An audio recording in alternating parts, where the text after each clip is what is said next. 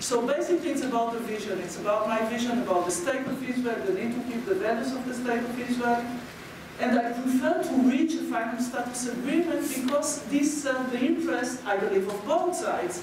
But as an Israeli, it serves our own interest. Now, frankly, we live in a tough neighborhood. I don't speak about peace like in a romantic manner. I don't think that we would just sign an agreement and we would live happily ever after. It's not a fairy tale, it's the Middle East. I know that the moment in which we agree something with the Palestinians, the entire international community would adopt it. They truly don't care what would be the substance. As long as the Palestinians agree, they would adopt it.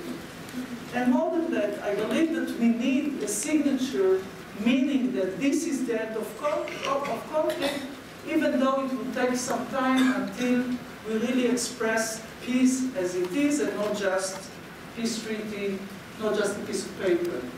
I want to get something for myself. Israel needs borders. Israel needs recognized borders. Israel shouldn't be isolated as it is now in the international community. Israel should live in peace with its neighbors. So excuse me, but I truly don't care what they think about me. It's more important what we think about what we need to do in Israel.